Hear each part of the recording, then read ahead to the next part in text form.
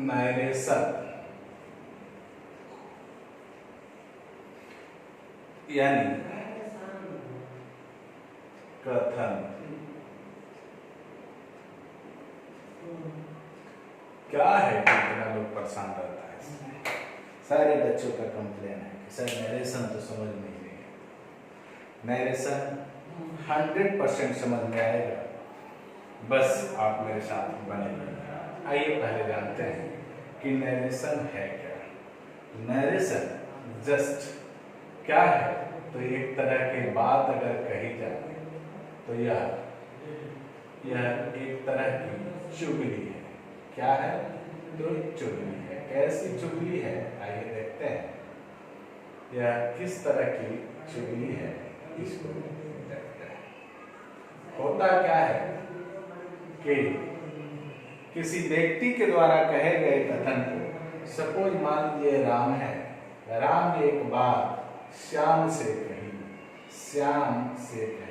और श्याम ने इसी बात को मान लीजिए मोहन से कहा, तो आप देखेंगे कि श्याम कहने का जो तरीका है, यहाँ दो बना सकता है। दो तरीका है इसको, इसी राम के बात को कहने का। एक तो कहे गए कथन को हूबहू कहेगा, हूबहू कहेगा।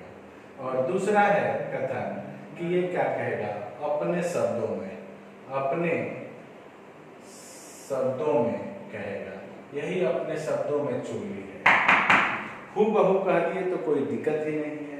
दिक्कत क्या है? जब आप उसको अपने शब्दों में कहें, तो जब अपने शब्दों में कहेंगे तो कुछ ना कुछ एक्स्ट्रा चीज तो जोड़ना ही होगा, है कि नहीं? तो यही नरेशन है।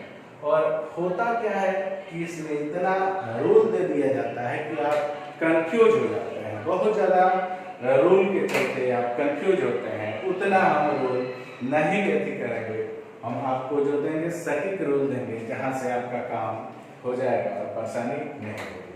तो आइए एक लिख लें पहले डिफिनेशन कि नरेशन कहते किसे हैं। तो लिखेंगे when we express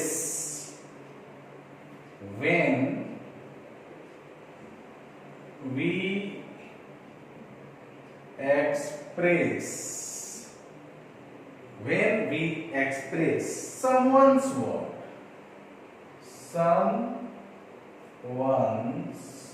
word, when we speak, when we express someone's words, कथन,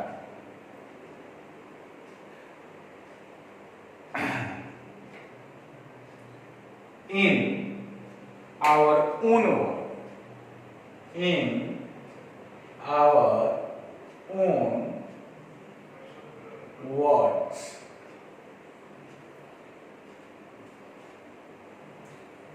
it is called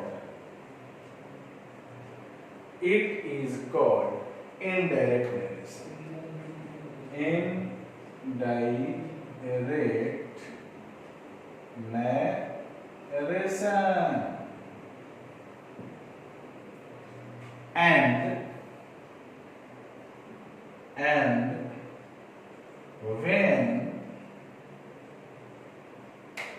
we express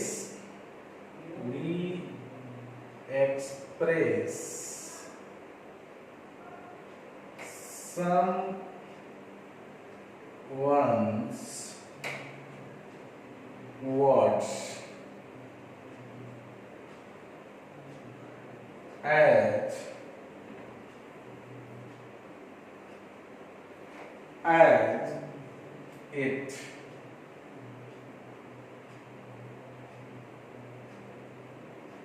it is called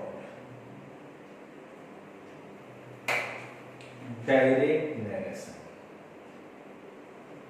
Direct narration कह रहा है कि जब हम किसी व्यक्ति के द्वारा कहे गए कथन को अपने शब्दों में कहते हैं तो उसे इनडायरेक्ट नरेशन कहते हैं। लेकिन जब किसी व्यक्ति के द्वारा कहे गए कथन को हूबहू कहते हैं, यानी उसी के शब्दों में कहते हैं, तो उसे डायरेक्ट नरेशन कहते हैं। यही चीज मैंने आपको यहाँ ऊपर समझाया था। आइए एक वाक्य से देखते हैं। जैसे मैं कहूं, he said to me, he said to me, I write a letter। ध्यान से देखेंगे, he said to me, I write a letter। यही है हूबहू, जैसे कहा वैसे कह दिया। लेकिन जब मैं इसको अपने शब्दों में कहना चाहूंगा तो ये बदल कर कैसे हो जाएगा? ये कहा क्या कहेगा? कहेगा he told me that, he told me that, he wrote a letter। उसने कहा कि वह एक पत्र लिखा था। उसने मुझसे कहा कि एक पत्र लिखा। अब बात देखिए, तो देखेंगे परिवर्तन, एक परिवर्तन, आप ये कहां से आ गया? दूसरा देख रहे हैं कि ये कैसे हो गया? ये हट गया है, जुट गया। ये परिवर्तन, यही परिवर्तन है। और इसी परिवर्तन में कंफ्यूज हो जाते हैं हम लोग। कंफ्यूज होने की जरूरत ही नहीं है। मैं जिस तरह से आपको समझाने की कोशिश कर रहा हूं उसको समझिए। तो आपने देखा कि डायरेक्ट और इनडायरेक्ट। सबसे पहली बात पहचाने कि डायरेक्ट और इनडायरेक्ट नरेशन। तो पहले मैं अब यहाँ थोड़ा सा बोर्ड को साफ कर रहा हूँ, क्योंकि अब आगे मुझे बहुत कुछ समझाना है। नरेशन, नरेशन अब आपको परेशान नहीं करेगा, ये मेरा आपसे वादा है। घबराने की जरूरत नहीं है। नरेशन अब कभी भी आपको परेशान नहीं करेगा। आइए देखते हैं। तो हमें सीखना है कि डायरेक्ट नरेशन को इनडायरेक्ट नरेशन में कैसे बदलते हैं। आपने देखा कि ये डायरेक्ट नरेशन, तो सबसे पहले तो आप पहचान कीजिए कि डायरेक्ट नरेशन और इनडायरेक्ट नरेशन। जब तक आप पहचानिएगा नहीं, तब तक आपसे बनने की उम्मीद नहीं की जा सकती है, क्वेश्चन नहीं बन सकता है। आप पहले उसको पहचाने तो पहचानेंगे कैसे? तो लिखते हैं कि हाउ टू रिकॉग्नाइज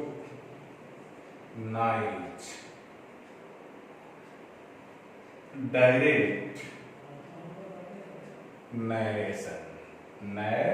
नरेशन यानी हाउ टू रिकॉग्नाइज, कैसे पहचानेंगे डायरेक्ट नरेशन की पहचान क्या है? तो फर्स्ट,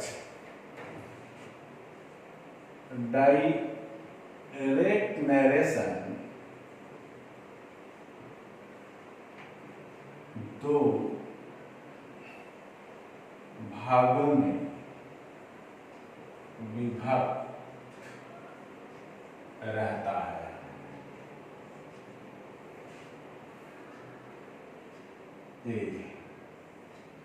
एक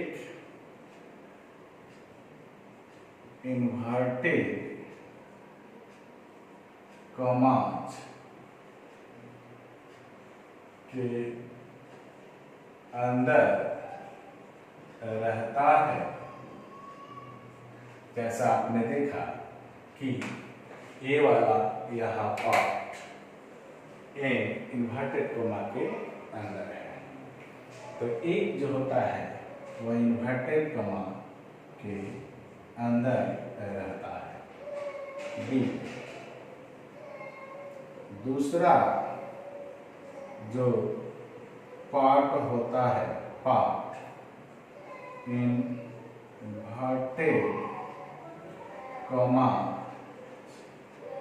से बाहर रहता है, जिसे कॉमा के द्वारा अलग किया गया होता है। अब ध्यान से देखिए, ये दूसरा पार्ट है जो ध्यान से देखें तो ये यहाँ पर कॉमा से इसको अलग कर लिया गया है। एक नोट देख लें, इस नोट को भी ख्याल में रखेंगे कि इन्वर्टेड कॉमास वाला स्पीच वाक्य के किसी भी हिस्से में रह सकता है। मेरे कहने का मतलब है कि वाक्य के शुरू में रह जाएगा, वाक्य के मध्य में रह सकता है, वाक्य के अंत में भी जा सकता है। यह इन्वर्टेड कॉमा वाला स्पीच, इन्वर्टेड कॉमा वाला जो नरेशन है, उसकी मैं बात आपको बता रहा हूँ। तो ये पहचान है। तो सबसे पहले तो आप इसको पहचानेंगे कि डायरेक्ट नरेशन की पहचान क्या है। जब इसको पहचान गए तब हम इससे इनडायरेक्ट की बात करेंगे। पहला, अब मैं चलता हूँ आगे, जहाँ आपको कठिनाइयाँ होती है वहाँ लेकर चलता हूँ। क्लियर?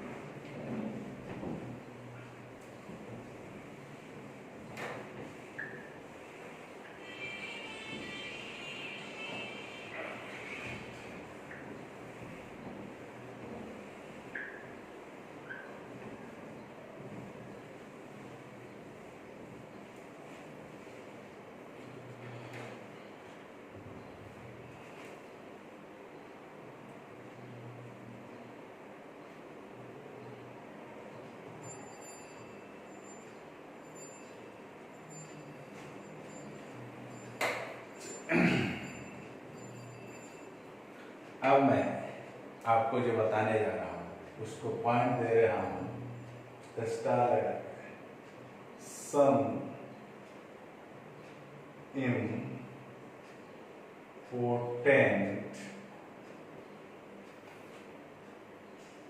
Point of narration. अब नरेशन में सबसे महत्वपूर्ण चीज क्या है?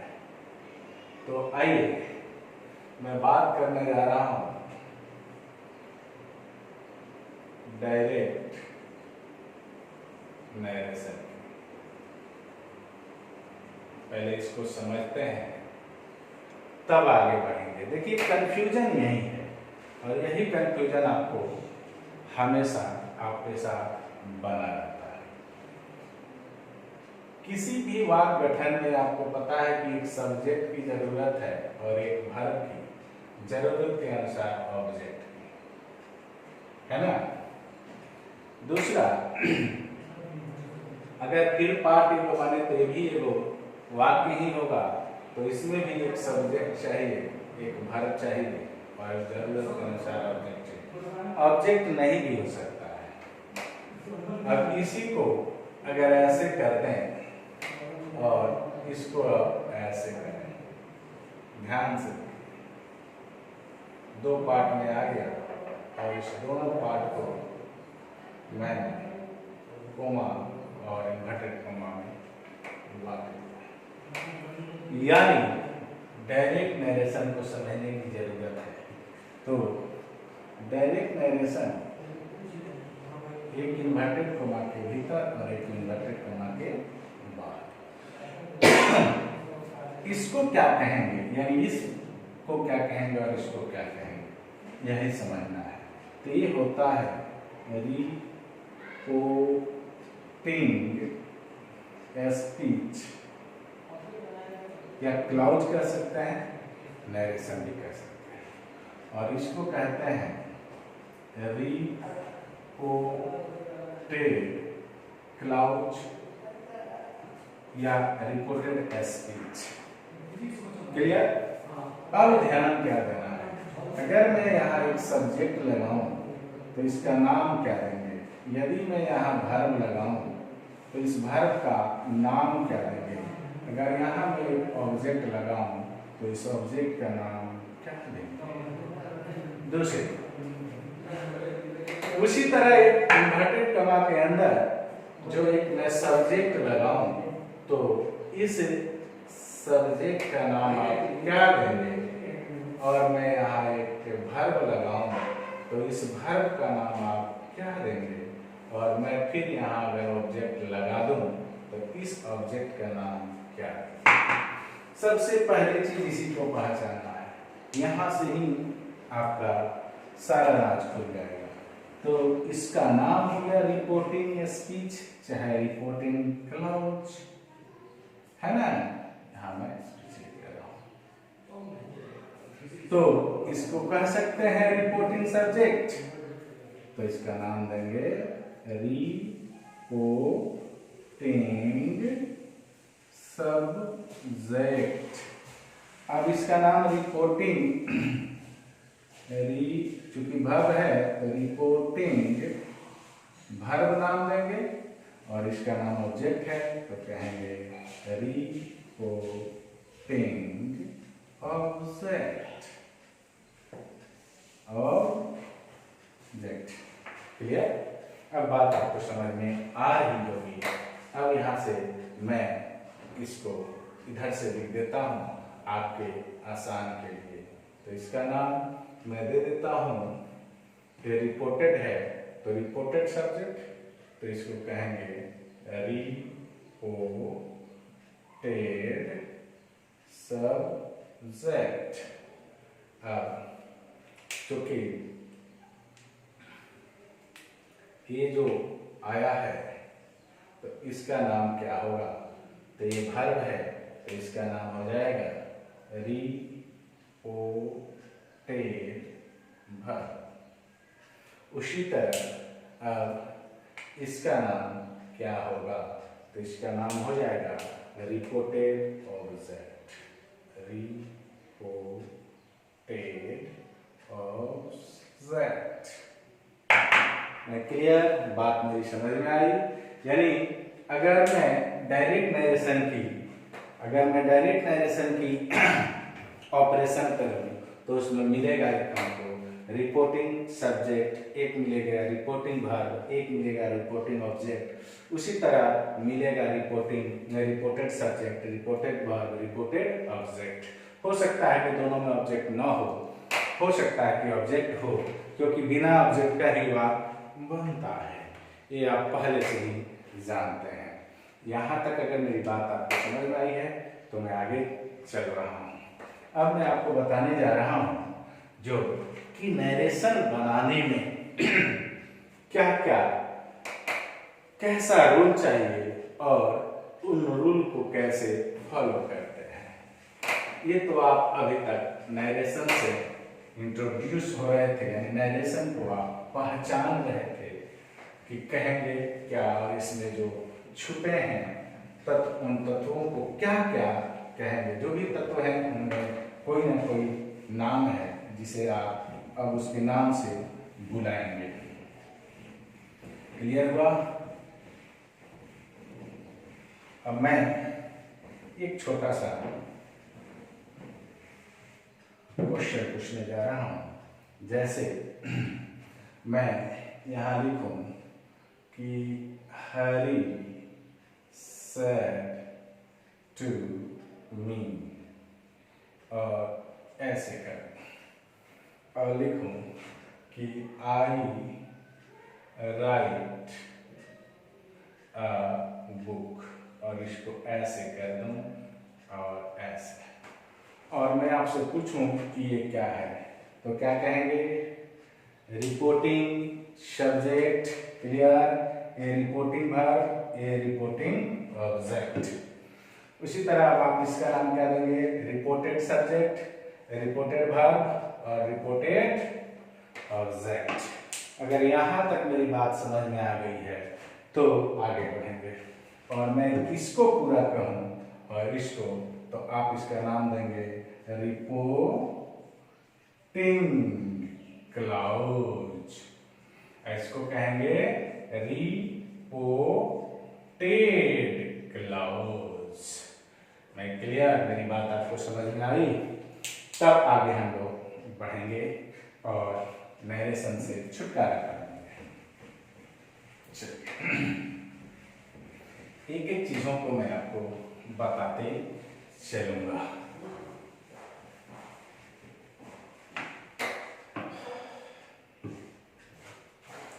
अब नरेशन को चेंज किया जाता है डायरेक्ट से इनडायरेक्ट, है ना जी?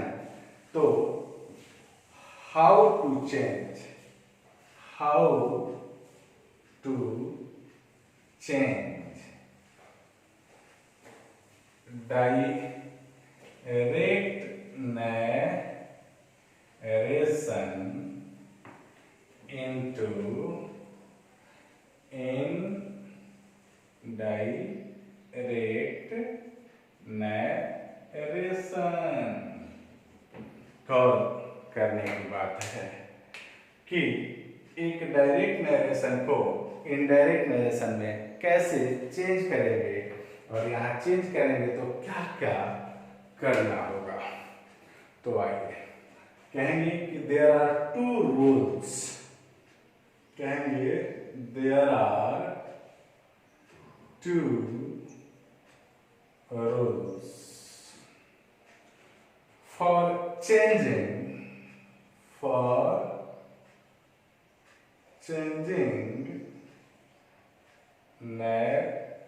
नरेशन, और नरेशन चेंज करने के लिए दो रूल का सामना करना पड़ेगा। ये दो रूल कौन कौन से हैं?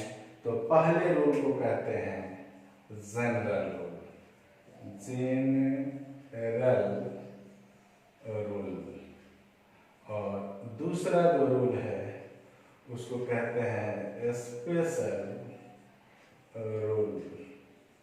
जनरल रूल और स्पेशल रूल। अब जनरल रूल क्या है और स्पेशल रूल क्या है, तो पहली बात करेंगे जनरल रूल को। तो जनरल रूल, जनरल रूल क्या है? तो कहेंगे the rule which is used, the rule which is used for all type of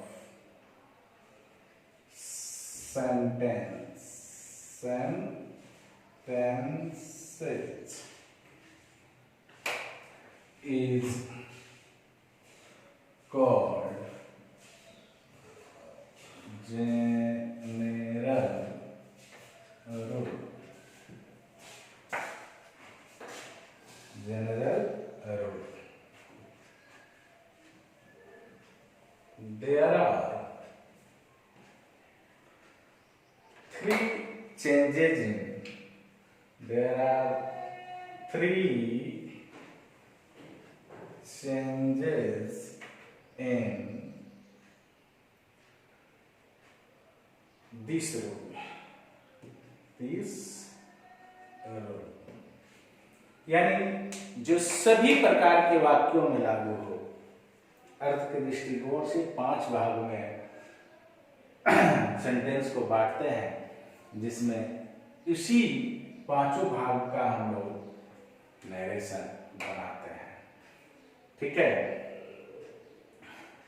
और उन्हीं का हम यहाँ पर, और उन्हीं में जो नियम आप लगता है उसे हम लोग जनरल नियम कहते हैं।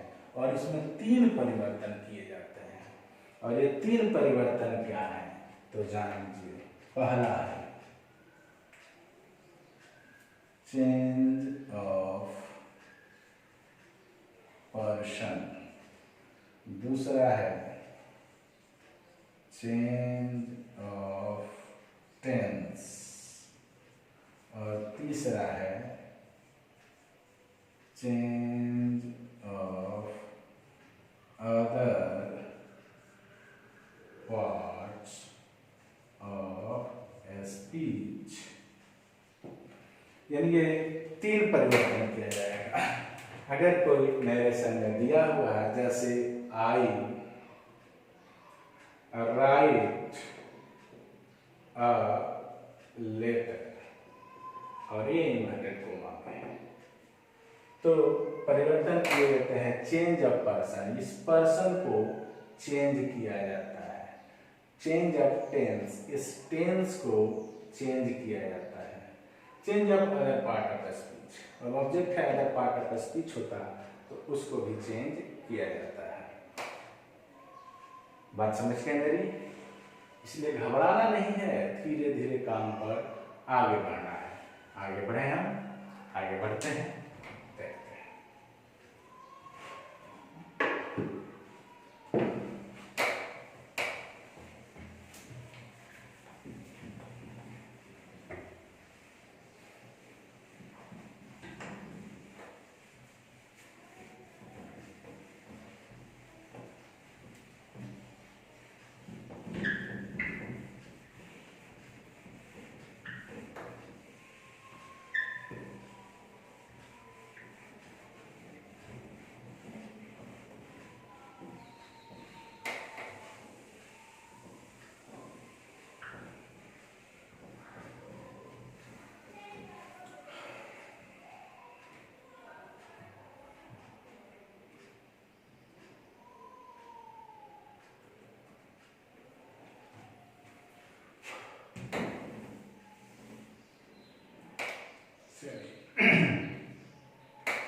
तो चेंज ऑफ पर्सन, अब यहां एक नोट तैयार कीजिए। आप इस नोट को तैयार कर लीजिए।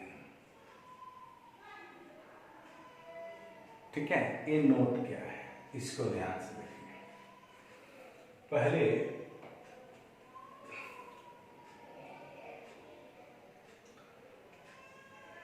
चेंज ऑफ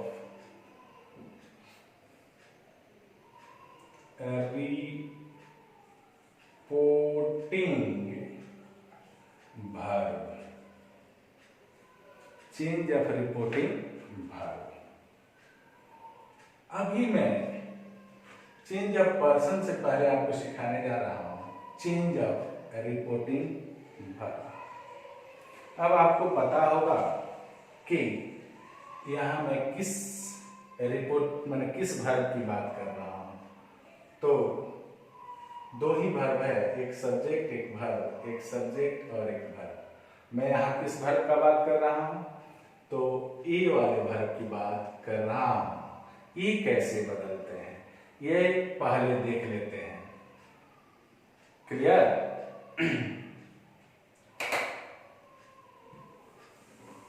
हाँ जी, तो आगे पहले किसको नहीं समझेंगे तो उधर आपको बहुत ज्यादा परेशानी का सामना करना होगा। तो इसको पहले हम लोग समझ लेते हैं।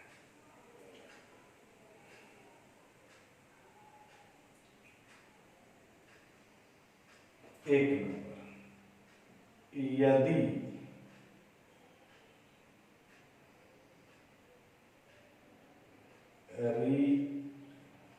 रिपोर्टिंग वर्ब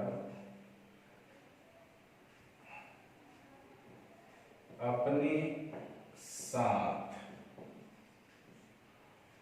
ऑब्जेक्ट लिया हो,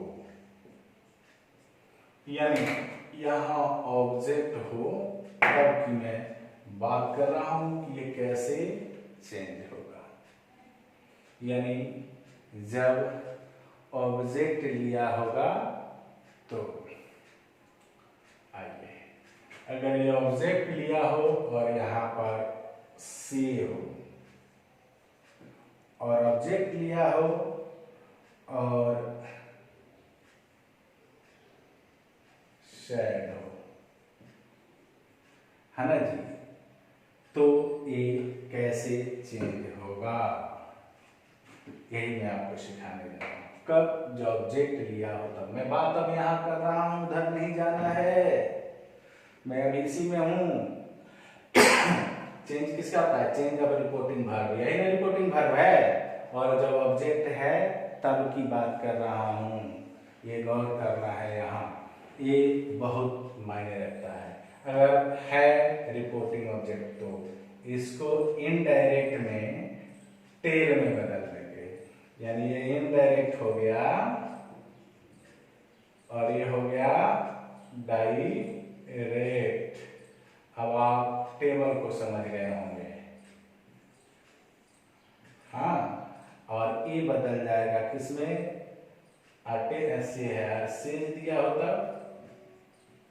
यानी एस लगा हो तो ये बदल जाएगा टेल्स में, और शेड दिया हो तो ये बदल जाएगा टोल्ड में। कैसे? एक देख लेता हूं मैं यहाँ, जैसे राधा सेज टू मी, मैं कहूं कि Radha says to me I love Hari, I love Hari. गौर से देखते हैं, मैं बात कर रहा था, इधर वाला तो बात ही नहीं कहा, मैं कहा रिपोर्टिंग वर्ब को चेंज करना है। अब आप ध्यान देंगे कि रिपोर्टिंग वर्ब में ऑब्जेक्ट यहाँ है तो चेंज करेंगे तो ये हो जाएगा राधा, और देखिए सेज को हमने टेल्स में बदला था, क्लियर हुआ? तो ये हो जाएगा टेल्स, मी है मी हो जाएगा, ऑब्जेक्ट ये टू हट जाता है, ठीक है। आगे, क्योंकि जब V5 हो गया, V1 हो गया तो वहाँ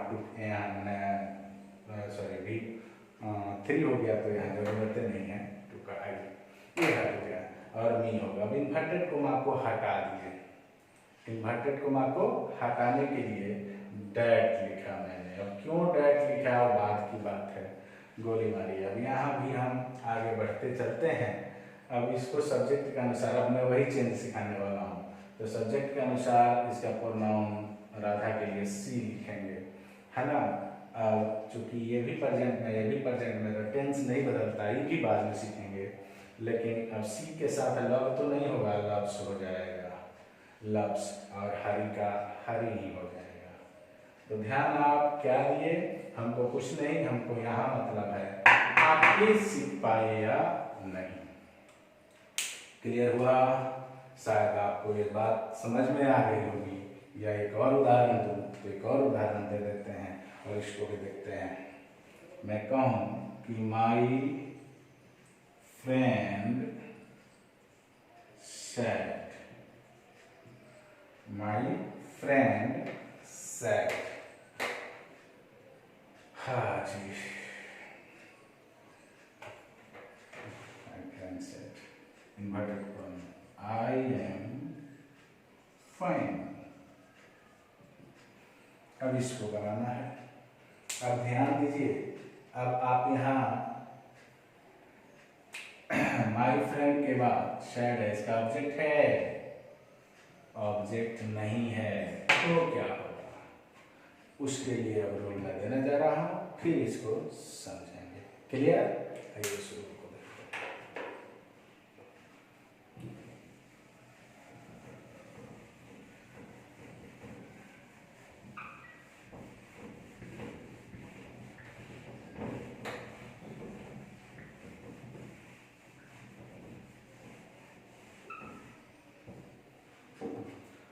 दूसरा नियम है, नोट का दूसरा नोट है कि रिपोर्टिंग वर्ब, यदि रिपोर्टिंग वर्ब अपने साथ ऑब्जेक्ट नो लिया हो तो क्या होता है? नो लिया हो तो नो चेंज, यानी कोई चेंज नहीं करते हैं। जब ऑब्जेक्ट नहीं हो तो कोई चेंज नहीं करते, यानी डायरेक्ट और इनडायरेक्ट और ऑप्शन रहा ए। अब ऑप्शन रहा, इसको देखते हैं। अब विदाउट ऑब्जेक्ट, यानी यहां लिखते हैं विदाउट ऑब्जेक्ट, यानी जब रिपोर्टिंग वर्ब का ऑब्जेक्ट शामिल न हो तो से,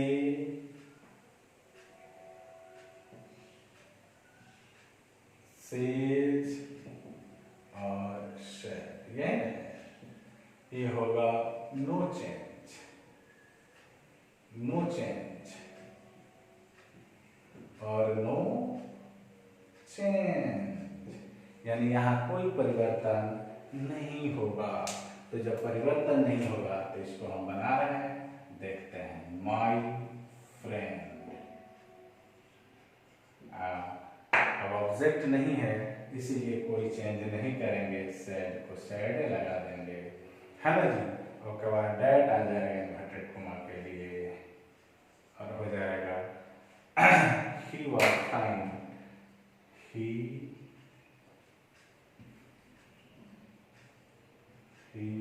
वाज फाइन। अब ये वाज क्यों हुआ, ही कहाँ से आया, डैट कहाँ से आया, ये बाद में सीखेंगे। अभी हमने सिर्फ यह देखा कि जब इसका ऑब्जेक्ट यानी रिपोर्टिंग वर्ब का ऑब्जेक्ट नहीं है तो ये चेंज नहीं हुआ। क्लियर? तो ये था बेसिक कंसेप्ट। अगले वीडियो में इसके आगे देखेंगे चेंज ऑफ पर्सन कैसे किया जाता है, चेंज ऑफ टेंस कैसे होता है, change of other parts of speech कैसे होता है। उसके बाद हम लोग एक से ऑब्जेक्टिव भी बनाएंगे, किस तरह से ऑब्जेक्टिव पूछेगा और ऑब्जेक्टिव कैसे तुरंत बना लें विद इन 6 सेकेंड, यानी 6 सेकेंड में कैसे बना लें उसको भी सिखाएंगे अभी अगले वीडियो में।